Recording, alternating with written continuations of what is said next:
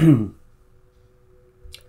everyone, it's been a while since I've made a new video. This one is talking about a blog post from the old school RuneScape team in regards to while Guthix sleeps rewards.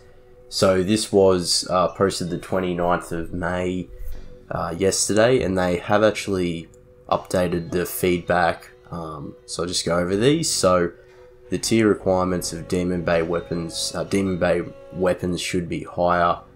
So their response was, we're increasing the tier requirements of Firelight, the Scorching Bow, and the Ignited Staff from 75 to 77 to better reflect their strength against demons.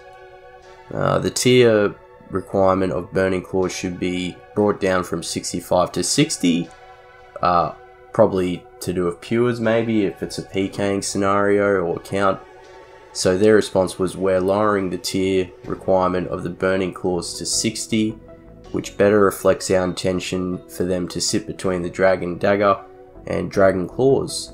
Please note that we have some limitations on changing tiers for existing weapons, as PvP metas have been built around them for years.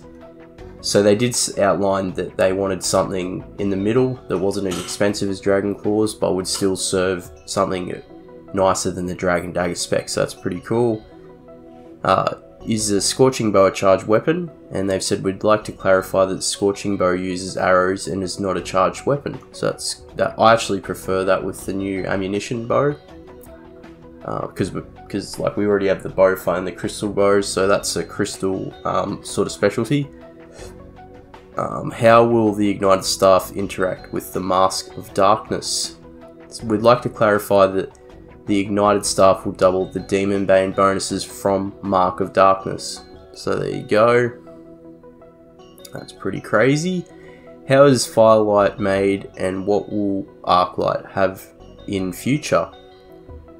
To clarify the instructions in the blog, Firelight is made by combining a fully charged Arclight, 30 Ancient Shards, and a Tormented Synapse together, which is dropped by the Tormented Demons. This will change the Arclight into Firelight.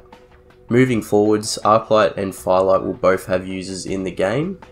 Arclight is still easily accessible, and most players will get it long before they have the opportunity to upgrade it to Firelight. Remember, Firelight is locked behind a Grandmaster quest and obtaining the Tormented Synapse. It's a goal to work towards, not an automatic upgrade. In the meantime, Arclight will be there for all your demon slaying needs.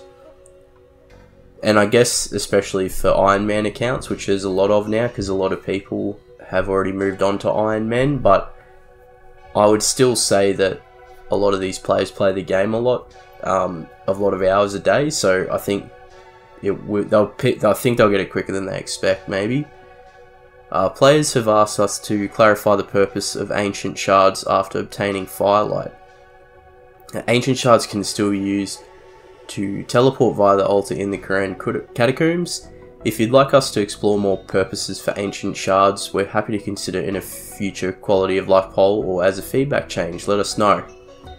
So the good news is that a lot of players might feel like the Arclight is a wasted opportunity now with getting it, but I do understand what they're saying is power creep is necessary. You know, look at the toxic blowpipe that come in 2015 early in the year from Zora, and that thing was really overpowered at the start, and even though they changed it to be less overpowered, it was still so overtuned that it's to this day changed the meta of range. But I think it added a new flavour before the T-Bow existed, but I still think it was such a mismatch for how cheap it was to unlock parts of the game and skip mechanics like Jad and stuff like that. But I guess like those Jad have been around since 2005, so really back then it was a challenge, especially on shitty internet and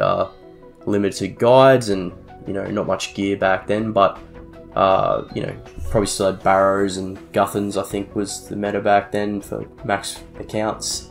But you know, Pure's had a tough time doing it, but what I'm trying to say is that content's shifted over the years, and you have to adapt. And they're happy to come back on a lot of these things, which is awesome to see. And they're even saying like, yeah, we understand like Arclight will have less of a purpose than it did, especially for max accounts that budget for gear, or Iron Men that don't yet have like a scythe or whatever, and they're using Arclight for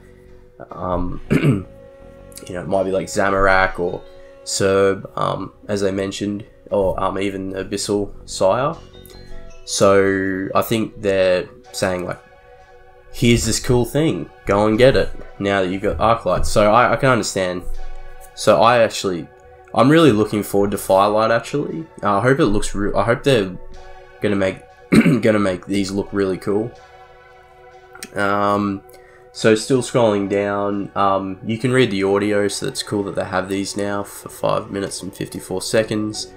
So yeah, it just goes over like the rewards and like goes into a bit more detail in what they do. They are untradeable. So just seeing.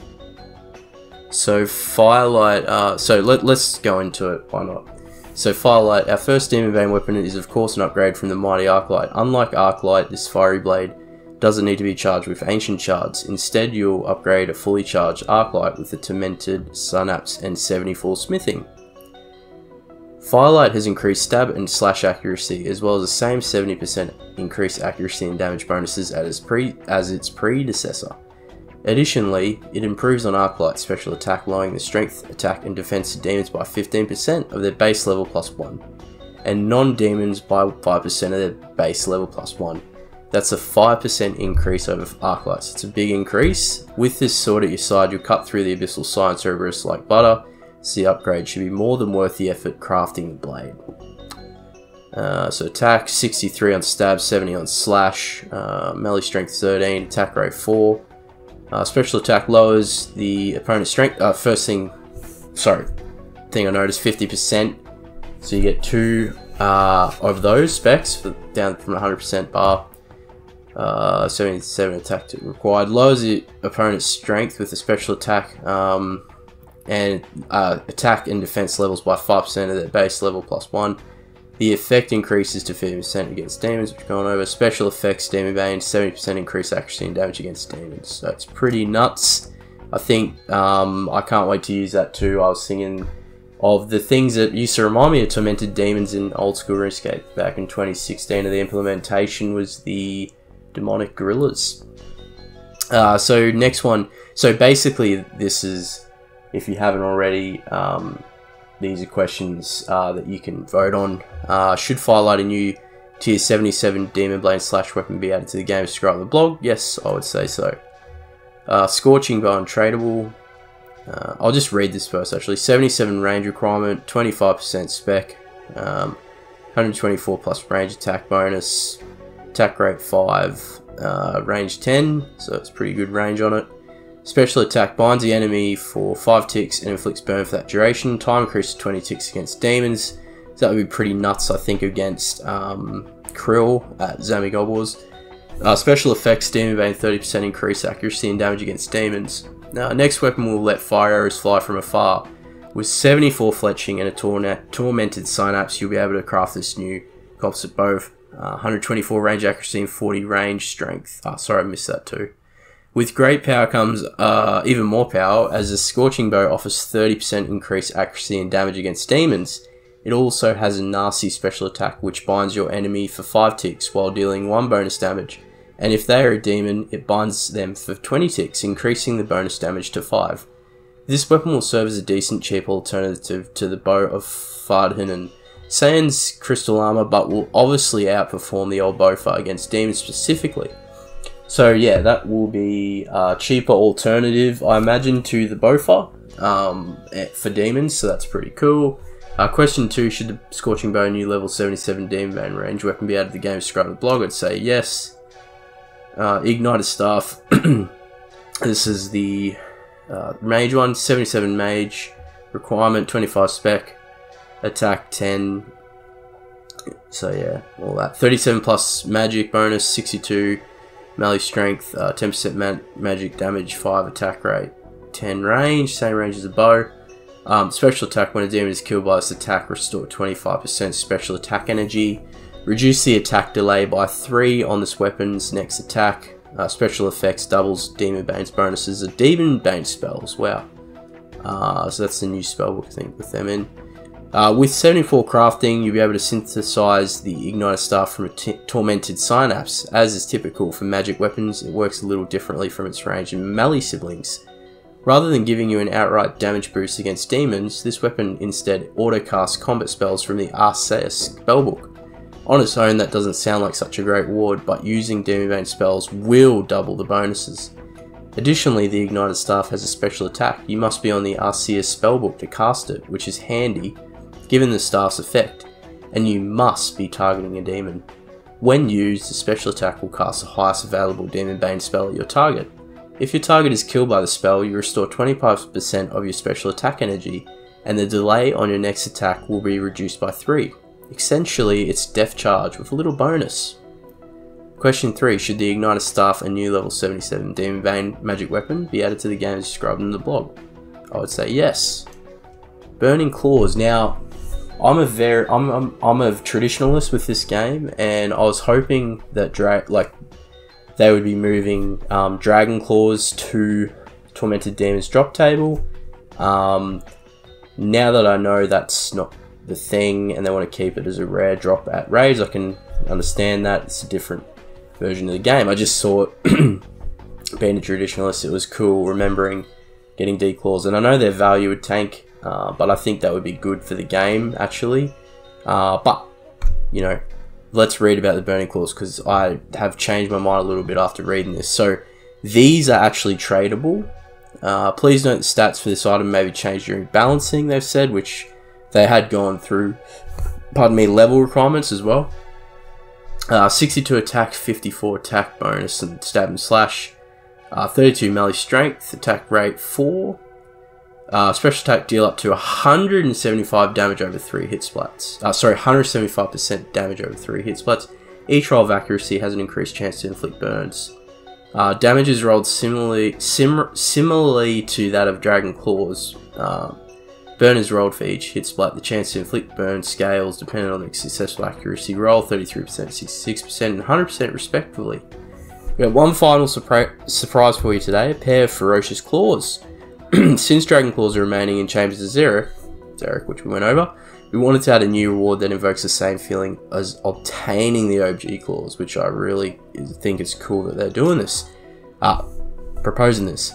The Burning Claws will also bridge the gap in melee spec weapons between the cheap and cheerful Dragon Dagger and the monstrously expensive Dragon Claws, which they are. This weapon works much the same as the latter, while giving you a chance to inflict burn on your target, which suits the Tormented Demon theme, I think.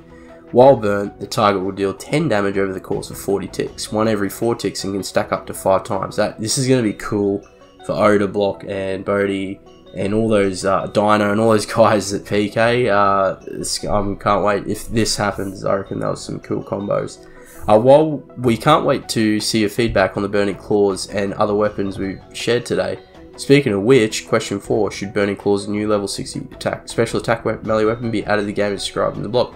I think this one will pass with flying colours personally, and I will be voting yes, definitely on this. And then they have a survey. Completing a survey below is the best way to tell us your thoughts. Go on, click the link here, or fill out the embedded version below.